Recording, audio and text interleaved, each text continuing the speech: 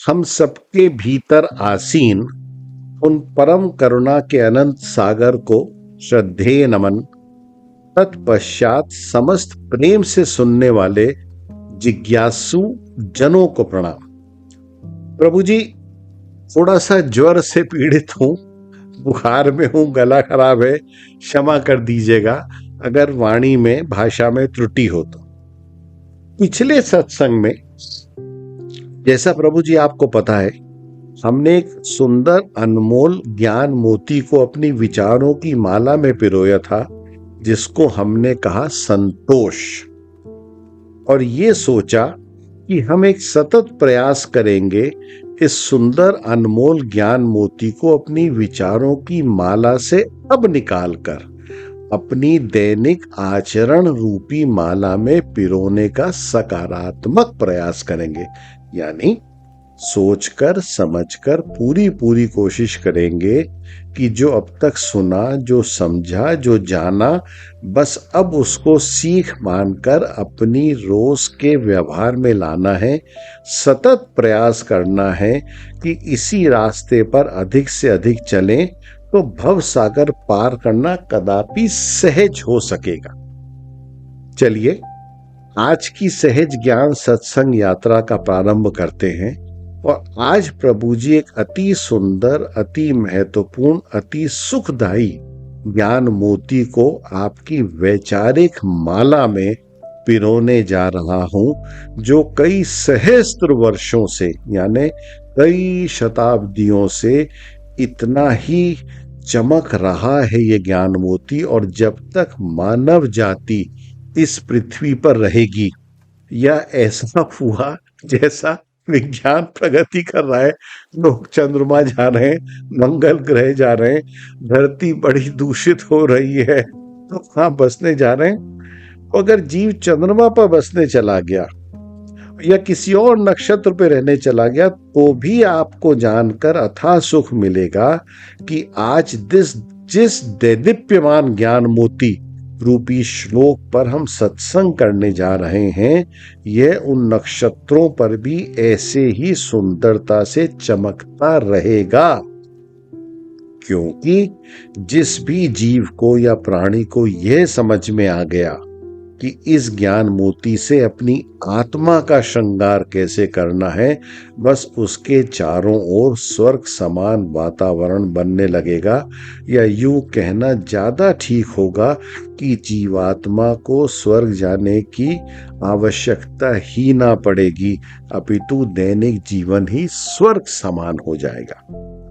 वैसे अगर देखा जाए तो विश्व के किसी भी देश में ऐसे अनुपम, अनमोल, अद्वितीय, अद्भुत आध्यात्मिक ग्रंथ नहीं है जैसे हमारे वैदिक चिंतन में है। मैं जानबूझकर यहाँ हिंदू धर्म नहीं कह रहा हूं, क्योंकि पहले हिंदू शब्द से मैं परिचित नहीं हूं, अवगत नहीं हूं कि कितना प्राचीन है। दूसरा, धर्म और आध्यात्म में बहुत अंतर है, इसलिए मैंने हिंदू धर्म शब्द का प्रयोग नहीं किया, चिंतन शब्द का प्रयोग किया। आध्यात्मिक चिंतन, खैर इस पर सत्संग कभी और होगा। आज का ज्ञान मोती एक अति असाधारण उपनिषद में से है, जिसे ईशावास्योपनिषद या ईशोपनिषद भी कहा जाता है। और इस उपनिषद का यह ज्ञान मोती रूपी श्लोक इस प्रकार है। ओम ईशावास्यमिदं सर्वं यत् किंच जगत्याम जगत तेन त्यक्तेन भुंजिता मा ग्रधा कस्विद्धनम। पुनः कहूंगा जैसा कहता हूं, इच्छा तो यह कहता ही रहूं। ओम ईशावास्यमिदं सर्वं यत् किंच जगत्याम जगत तेन त्यक्तेन भुंजिता मा ग्रधा कस्विद्धनम। अर्थात जड़ चेतन प्राणियों वाली ये समस्त सृष्टि, या जो भी दृश्य और अदृश्य है, यानी जो कुछ भी आपको दिखता है, नहीं भी दिखता, वह सब परमात्मा से ही व्याप्त है, यानी आच्छादित है, परमात्मा से घिरा हुआ है, ढका हुआ है परमात्मा से, कण कण में परमात्मा है। उस जड़ चेतन पदार्थ में तो प्राणी इन पदार्थों का उपयोग आवश्यकता अनुसार ही करे, इनका भोग आवश्यकता अनुसार ही करे और त्याग की भावना से करे, परंतु ये सब मेरा है के भाव के साथ उनका संग्रह ना करे, या भली भांति जानते हुए कि मेरा नहीं है फिर भी संग्रह ना करे। इसके शब्दार्थ को थोड़ा सा मैंने परिवर्तित किया है। अच्छा, ये तो हुआ प्रभु जी सरल शाब्दिक अर्थ। पर प्रभु जी अपना काम इससे कैसे चलेगा? नहीं चल सकता। शरीर पे तो पहुंच जाएंगे श्लोक की, पर आत्मा पे नहीं पहुंच पाएंगे अगर ठीक से वर्तमान समय की त्रुटियों, जो आज के स्वार्थी अधर्म से परिपूर्ण समाज को देखते हुए इस श्लोक को परिभाषित नहीं किया गया, तो ये ऐसा ही होगा, सुनने में सुंदर पर अर्थ में शून्य, क्योंकि समझ ही नहीं आएगा। उदाहरण के तौर पे, जैसे गणतंत्र दिवस पर दिल्ली के इंडिया गेट पर 26 जनवरी को ना हर साल परेड का समापन फ्लाई पास से होता है ना, जब भारतीय वायुसेना के विमान एक विशेष प्रकार के क्रम में उड़ते हुए निकल जाते हैं, और उनमें से भी विशेषकर जो लड़ाकू विमान हैं, वो जब निकलते हैं तो पहले तेजी से निकल जाते हैं, बाद में उनकी गर्जना, उनकी प्रचंड ध्वनि सुनाई पड़ती है। Indeed, the most beautiful, appealing, exciting aspect to most of the viewers, but especially to me, and I must say and admit, is the grand finale, the low-level fly past, when specially the fighter planes zoom past with close to supersonic speed, and hardly one can have the glimpse as they just zoom off, and then the roaring sound comes. होता है ना प्रभु जी ऐसा? अब देखना, ये आए तो जब तक आए वो तो निकल गए, दूसरे आ गए, फिर आवाज पे आवाज आती रही। ऐसा होता है। ऐसे ही प्रभु जी, मैं नहीं चाहता कि ये महान अत्यंत लाभदायक श्लोक भी बस शब्दों की गर्जना मात्र बनकर रह जाए। तो दूसरे शब्दों में चलिए इस महान श्लोक को परिभाषित करते हैं। महान श्लोक के महान रचयिता ये कह रहे हैं कि दृश्य और अदृश्य संसार या सृष्टि के कण कण में वे सर्वव्यापी परमात्मा विराजमान हैं। अनकहे शब्दों में बस ये पूर्णतः समझने की बात है कि उन सर्वेश्वर ने, जिन्होंने हमें इस भूलोक पर भेजा है, जो हमारी छोटी से छोटी आवश्यकता से भी भली भांति परिचित हैं, जिन्होंने समस्त जड़ चेतन चल अचल दृश्य अदृश्य पदार्थों का भी निर्माण किया है, वो सभी की आवश्यकता अनुसार उन पदार्थों का निर्माण किया है। तो मनुष्य को बस अपनी आवश्यकता अनुसार ही पदार्थों का भोग करना चाहिए, और ये विवेक पूर्वक विचार करना चाहिए कि उन सर्वव्यापी अधीश्वर ने समस्त प्राणियों की आवश्यकता अनुसार ही पदार्थ उपलब्ध कराए हैं।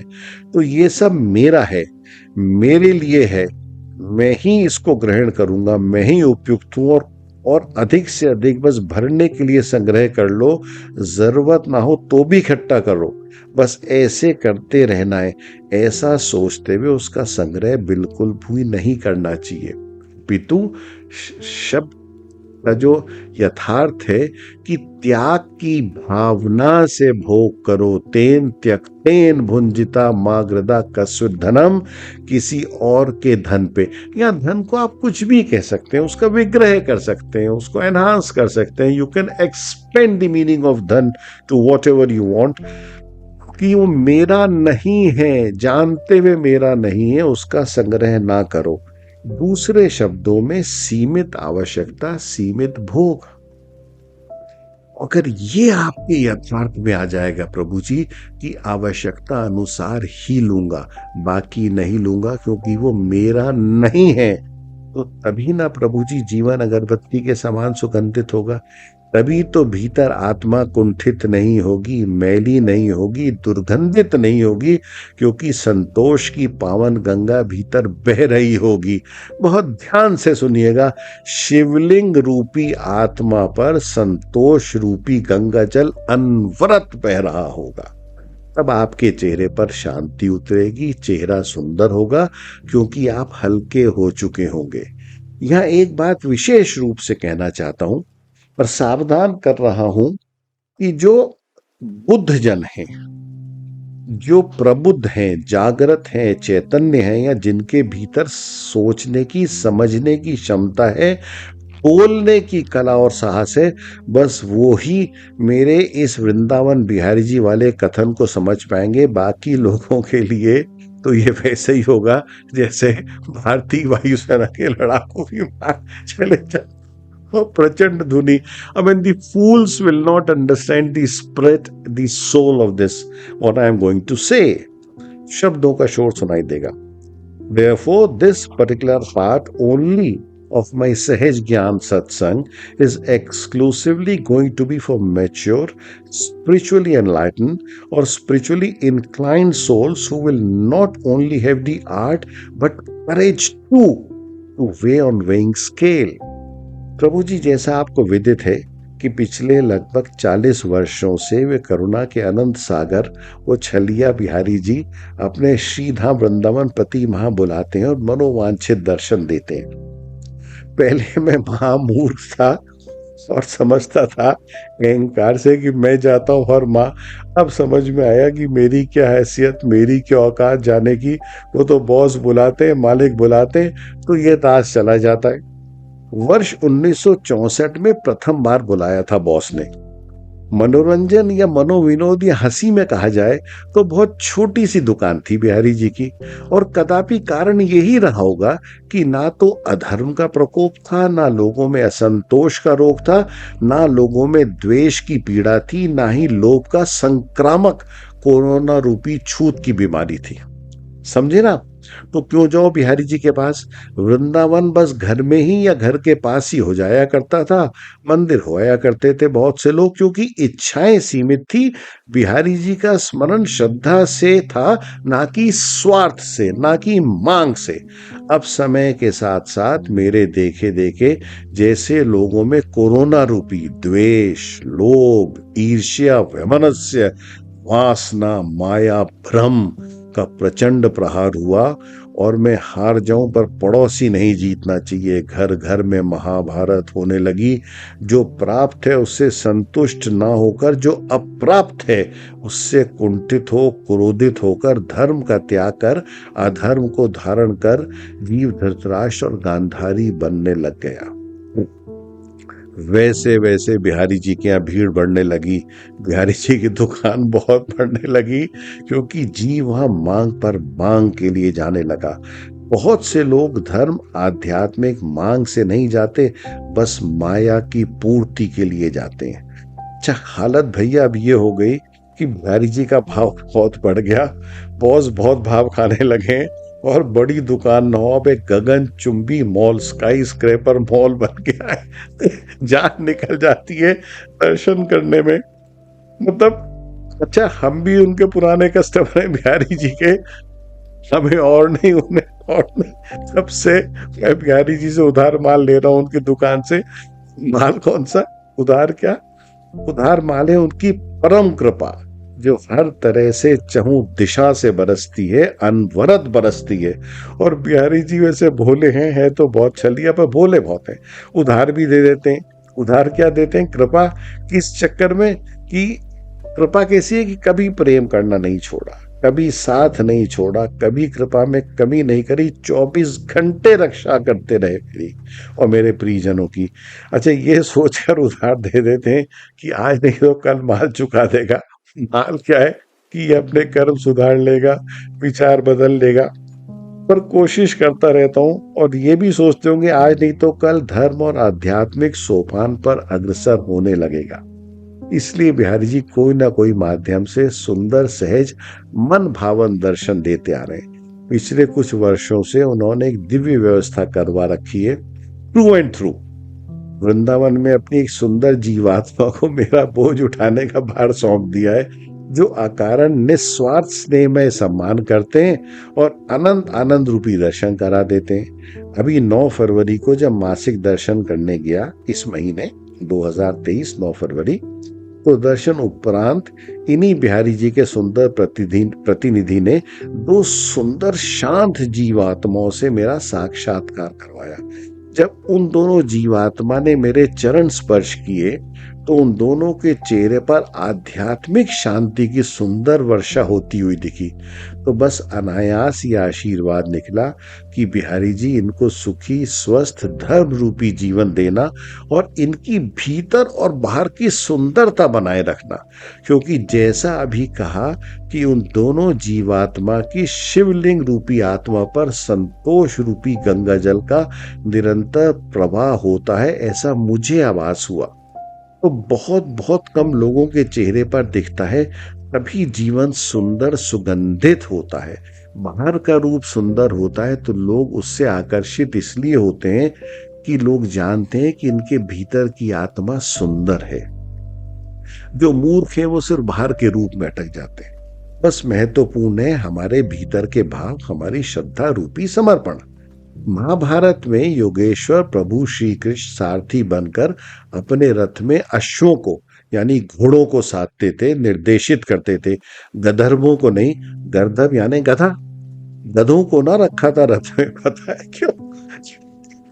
प्रभु जी भी जानते थे गधे बोझ ढोते हैं। बोझ यानी जो अभी श्लोक में कहा ये सब मेरा है, और संग्रह कर लिया, बोझ उठा लिया अपनी इच्छा का, असीमित इच्छाओं का, अपनी वासनाओं का, अपने भ्रम का। तो जीवन के महाभारत में दौड़ने के लिए घोड़ों समान हल्का होना होगा प्रभु जी। तो कोई तो कारण होगा ना कि प्राणी ने अश्व सवारी करी, ना कि गर्दभ सवारी।